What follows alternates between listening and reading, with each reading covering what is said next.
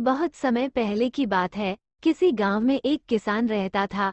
वो रोज भोर में उठकर दूर झरनों से स्वच्छ पानी लेने जाया करता था।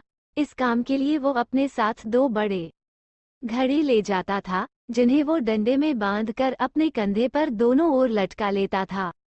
उनमें से एक घड़ा कहीं से फूटा हुआ था और दूसरा एकदम सही था।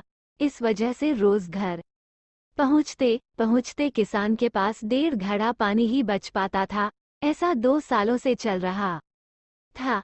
सही घड़े को इस बात का घमंड था कि वो पूरा का पूरा पानी घर पहुंचता है और उसके अंदर कोई कमी नहीं है। वहीं दूसरी तरफ फूटा घड़ा इस बात से शर्मिंदा रहता था कि वो आधा पानी ही घर तक पहुंचा पाता है और किसान की मेहनत बेकार चली जाती है। फूटा घड़ा ये सब सोचकर बहुत परेशान रहने लगा और एक दिन उससे रहा नहीं गया। उसने किसान से कहा, मैं खुद पर शर्मिंदा हूँ और आपसे क्षमा मांगना चाहता हूँ।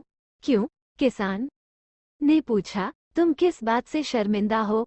शायद आप नहीं जानते, पर मैं एक जगह से फूटा हुआ हूँ और पिछले 2 सालों से मुझे जितना पानी घर पहुँचाना चाहिए था बस उसका आधा ही पहुँचा पाया हूँ। मेरे अंदर ये बहुत बड़ी कमी है और इस वजह से आपकी मेहनत बर्बाद होती रही है। फूटे घड़े ने दुखी होते हुए कहा।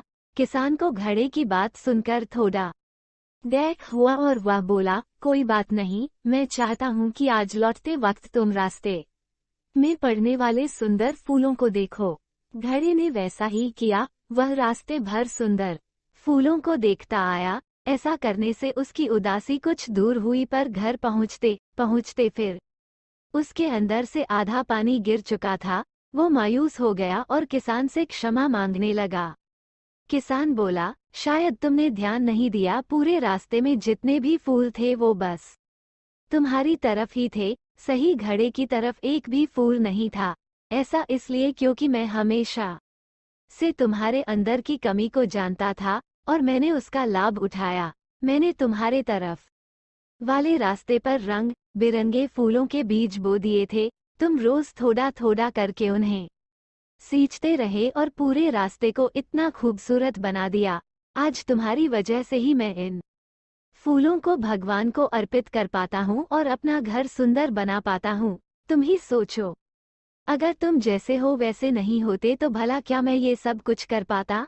दोस्तों, हम सभी के अंदर कोई ना कोई कमी होती है, पर यही कमियां हमें अनोखा बनाती हैं। उस किसान की तरह हमें भी हर किसी को वो जैसा है वैसे ही स्वीकारना चाहिए और उसकी अच्छाई की तरफ ध्यान देना चाहिए। और जब हम ऐसा करेंगे तब फूटा घड़ा भी अच्छे घड़े से मूल्यवान हो जाएगा।